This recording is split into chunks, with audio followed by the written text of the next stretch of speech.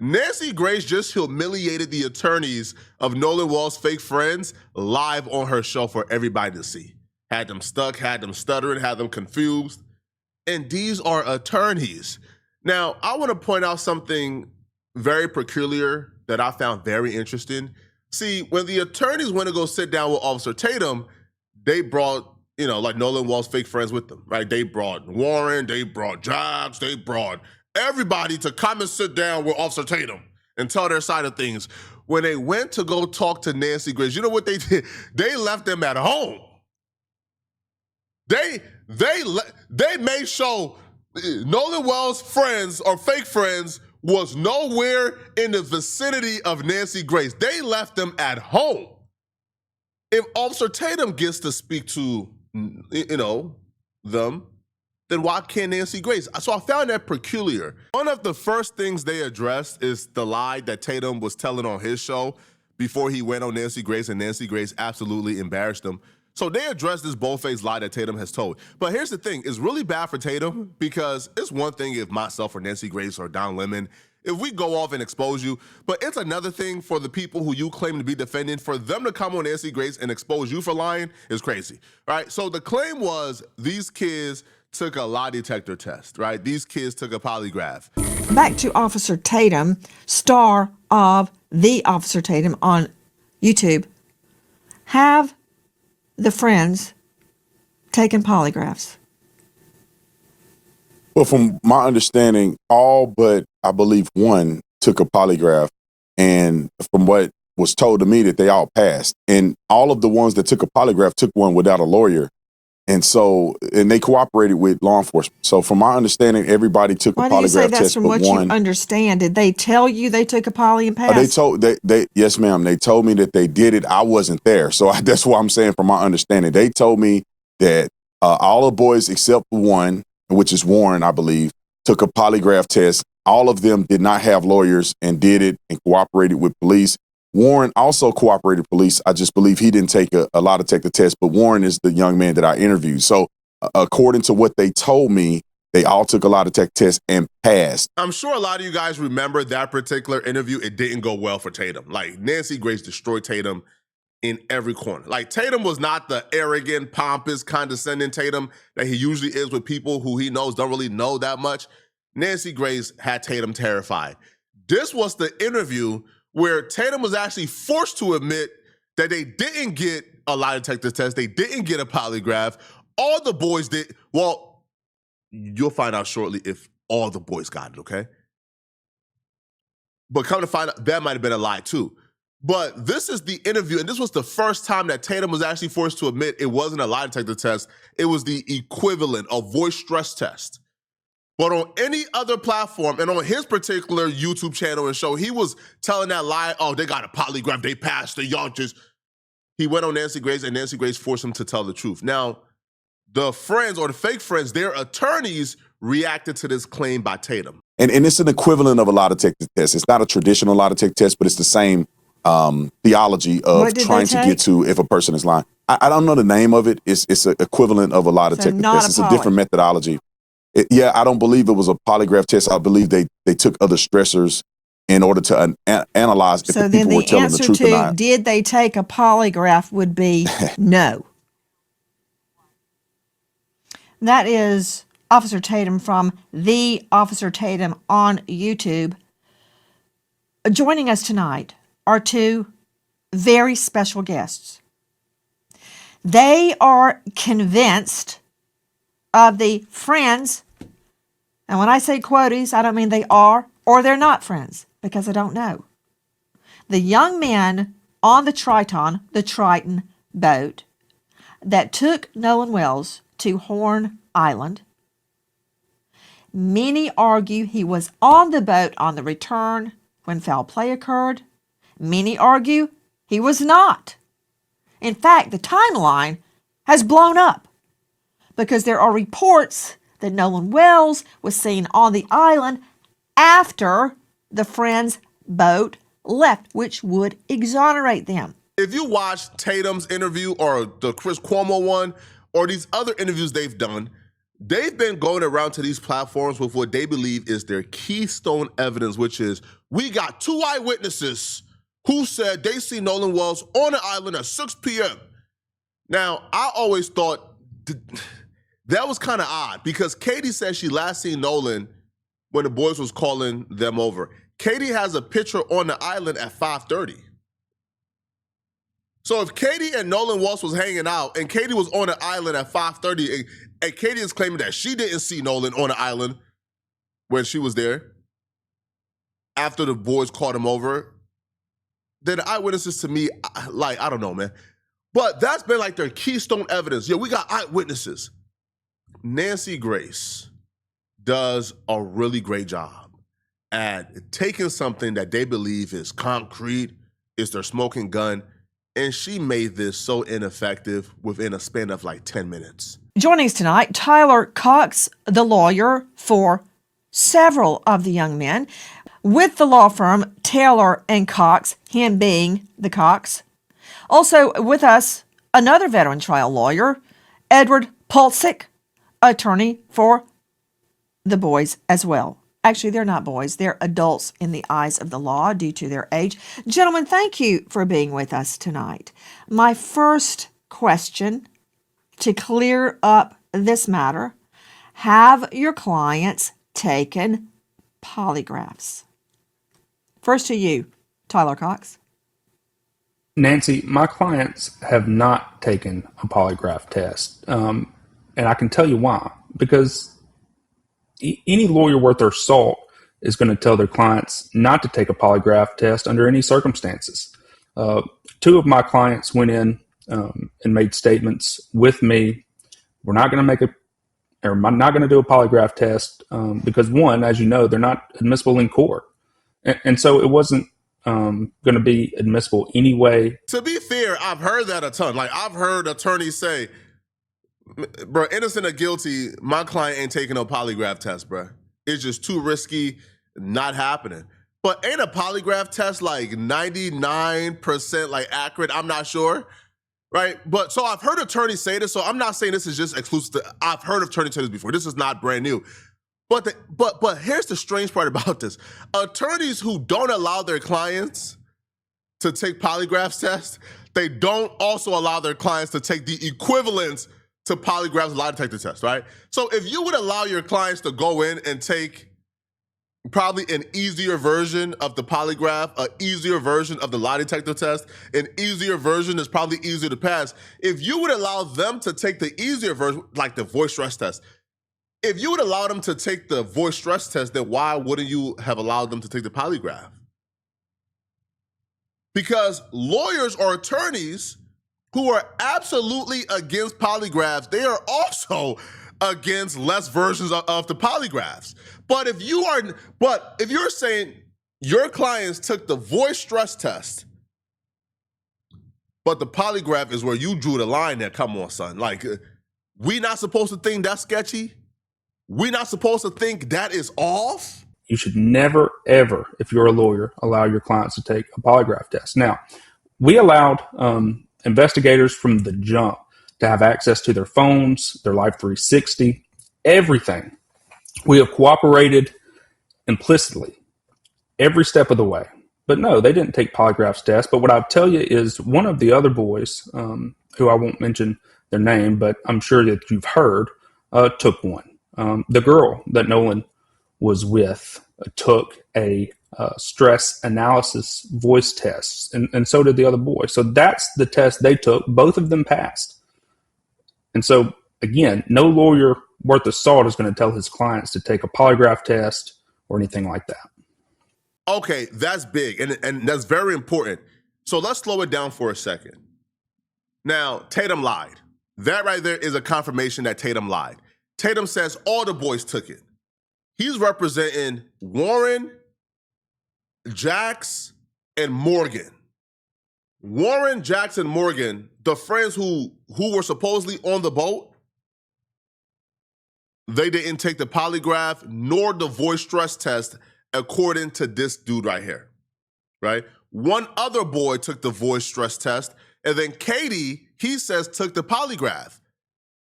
So Katie, the girl they're saying was with Nolan last, She took the polygraph, and in her polygraph, well, not in her polygraph, but her story was the last time I seen Nolan was when they was calling him over. Katie volunteered without an attorney because, again, Katie don't got Donald Trump's attorney. Katie don't got $200,000 from white supremacists. Katie do not have the resources they have. Katie says, bro, I got nothing to hide. She got up, took a polygraph without anybody being there to represent her, and she passed. But the grown men, because I'm done calling them boys, the grown men who says they've been lied on, they won't go ahead and sit down for it. Now, here's the thing. They're filing civil suits.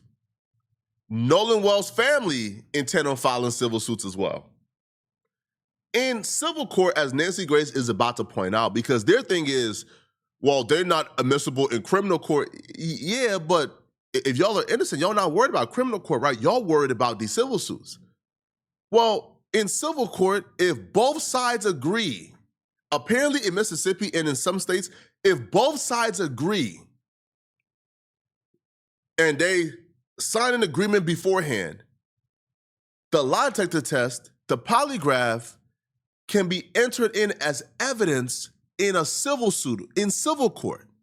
So if you guys is filing lawsuits about, hey man, we innocent, and Nolan Wall's family is also filing certain lawsuits, I believe, then why wouldn't y'all take this polygraph? Both sides agree, yeah, let's sign, and we agree wholeheartedly.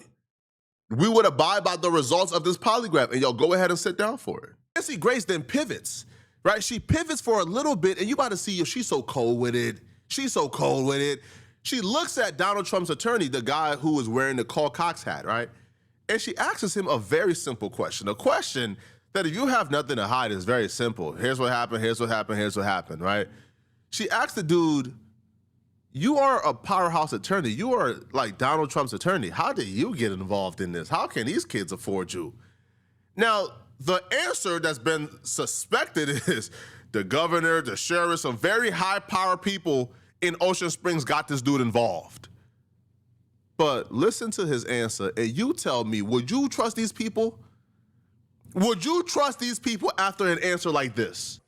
Edward Pulsick joining us in addition to Tyler Cox, both of them veteran trial lawyers. He is with Taylor Dykema. Edward, how did you get involved in this case? Well, I'd rather not talk about that. I could just tell you this. What? What's so confidential about how you got involved in this case? Oh, yeah. Hey, listen, a friend of a friend. That could have been simple. Now, he eventually tries to use the friend of a friend excuse.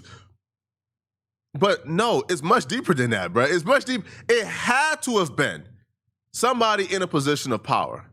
I wouldn't be surprised, man, if the governor called and said, hey, bro, listen, man. Hey, listen, man. Yo, the race issue here is becoming a problem, bro. We need somebody to step in to go after these people, man, because they making it too loud. I wouldn't be surprised if the sheriff who was investigating, hey, bro, we need you.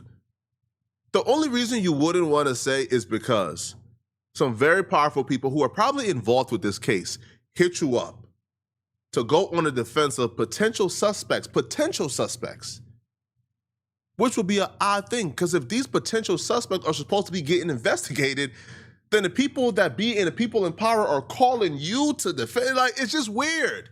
Now, I can't confirm this. I don't know for a shadow of a doubt. This is just my opinion, but somebody's saying, oh, I can't talk about that. What? As an attorney, that's the best answer? Yo, even if you wanted to kind of, you felt like clean it up a little bit more, you could. But as an attorney, the best answer you had was, well, I can't talk about that. What? Edward Pulsick joining us in addition to Tyler Cox, both of them veteran trial lawyers. He is with Taylor Dykema. Edward, how did you get involved in this case? Well, I'd rather not talk about that. I could just tell you this. I can tell you that it was through a friend of a friend. You're kidding, right? You're kidding me. Because when you tell me I'd rather not answer, Well, I want to That's protect just- the names. I want to protect igniting the me to find out how Well, you hold got on. involved in the case. Well, hold on. I can tell you a little bit more. I can tell you this. I can tell you. I don't know about y'all, but when somebody already gets caught in a lie, and they like, hold on, and their eyes go like this, and their eyes go left, right, and up, and they're doing everything in their power to think up or something, that means they're probably about to tell you something that's not true. Bro already knew Nancy Grace was about to dive into this, so he went, wait, no, I can tell you more. What? Like, there's not a human being, and you could be the most emotionally illiterate human being on planet Earth. You could see that body language with the eyes gesture and tell, okay, yeah, he about to tell us something that's clearly not true, right? In my opinion, allegedly, I have no facts. A close friend who knows the Ocean Springs, Mississippi community very, very well, is from the area. Who's the close friend? Who's the close friend? Just give us their profession. Don't even give us their name. Give us their profession. Who's the close friend? Who knows the Ocean Spring area very, very, very well. It sounds like somebody in a position of power. It sounds like a mayor. It sounds like a governor. It sounds like a senator. It sounds like somebody who's on city council, maybe a sheriff, chief of police. It sounds like somebody who is really involved in the decision making in Ocean Springs. And if that's the case, if somebody who is really involved, somebody who has authority and power in Ocean Springs, if they are on the side of the kid, these are grown men. If they're on the side of these grown men, then how can we be sure and confident that a thorough investigation would take place? How can we be sure that this investigation isn't already tainted or biased? There's a reason why he's not saying who exactly it is, because he understands how it was going to reflect once we know their profession or their title. But you do know that people can look you right in the face and lie through your teeth, and you believe them. Just because somebody tells you the sky is blue does not mean the sky is blue. You do know that, right? Well, I can tell you this: they were off Horn Island at 4:30 p.m. on July 4th, and Nolan Wells was seen alive. Now we're getting somewhere. How can you prove that to me other than them telling you? I assume you've got GPS tracking and the call to CETO?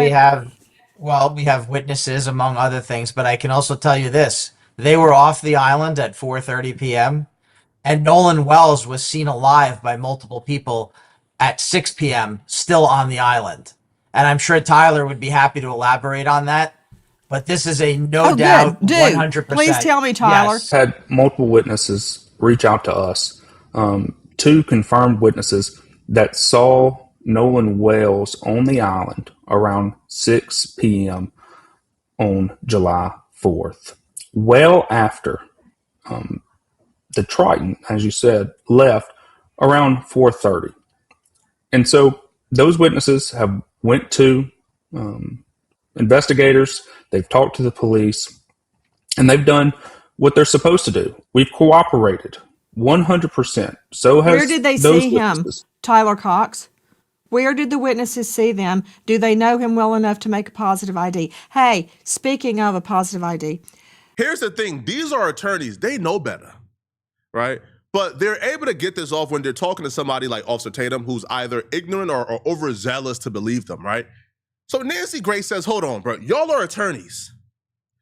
Y'all know the protocol when it comes to eyewitnesses. Like, y'all know the questions you got to ask and which questions disqualifies them from being credible. Did y'all propose those questions? And if you guys did not propose those questions, why are you guys so quick to believe them and take their word for it? So then she gave us a real life reenactment of how this is supposed to go, all right? She made the attorneys, well, not made them, right? She just effectively, right, by her arguments, put them in a hot seat. And she cross-examined them. And they absolutely unraveled, absolutely got humiliated. Here is Nancy Grace within probably like 30 or 40 seconds, completely debunking, right, the eyewitnesses see Nolan Wells, completely debunking, annihilating it, getting it out the paint. Mr. Polczyk, Mr. Cox, I know the two of you. I don't see both of them. There they are. The two of you have tried a lot of cases, as have I.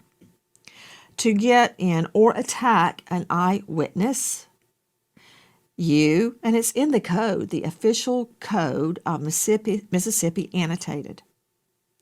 There are prescribed methods under which you cross-examine an eyewitness. For instance, does the witness know the target? Was the lighting sufficient? How far away was the witness? What were the conditions of the eyewitness identification? Was the eyewitness inebriated or high or otherwise incapacitated? How far away were they? Do they wear glasses? It goes on and on and on. It's laid out in the code. Tell me about these witnesses. How do they know it was Nolan? Hey, control room, show me that picture of Nolan on the boat. He's bent over. All I can see are his legs and his behind. The only reason I think that's Nolan is because it matches his swimsuit. Did they see that? How can they identify Nolan? First to you, Tyler. Well, I'm not sure if the witnesses saw that picture that you just put on screen, but I can confirm to you that these witnesses know Nolan. They've known him for a long time. They were able to make a positive ID. And they told that to investigators. They told them that from the very start. Had they been drinking? That I do not know. How are they sure it was 6 o'clock? Look, I'm not saying you're wrong. I'm asking the questions I would ask in court. How do they know it was 6 o'clock? Did they go, oh, there's Nolan Wells at 6 p.m.? Well, I'm pretty sure, Nancy, they were aware of the time. Man, listen, man. Hey, listen. Listen, bro. First off, man, right off the bat, how close were they? How far were they from Nolan? Where were they? Were they drinking? Were they drunk? Did these two know each other? Did they have a chance to corroborate their story together before? Like at this point, it's like, come on, bro. Now I see why those grown men ain't go on Nancy Grace. Now I see why the quote unquote friends ain't go on Nancy Grace too. Because if the lawyers were stumbling and fumbling, if the lawyers was having this hard of a time talking to Nancy Grace, can you imagine? Yo, bro, can you imagine Warren sitting through Nancy Grace cross-examination? And these questions shouldn't be this hard, bro. Like, my thing is, these lawyers understand and they know, right? They know, right, that the standard of proving an eyewitness credible, they know the standard, and they know the eyewitnesses that they have don't really meet that standard. But they're still parading the eyewitnesses out here as if they're credible because that's all they really have. Y'all let me know in the comment section, man, what y'all think about this, man. Do y'all feel like Nancy Grace got the best of them? Bro, she humiliated them. We're doing, by the way, a full reaction to this on live stream sometimes this week or this weekend, okay? But I'm going to see you guys in this next video if you're still watching. Right here is where I break down how Draco the Ruler's father accidentally exposed DJ Mustard and the Blood's role in Draco's death. I'm going to see you guys in this video somewhere on my screen. Oh, by the way, that's just my opinion, allegedly, okay? I'm going to see you guys in this video somewhere on my screen. I'm out of here, folks. Peace.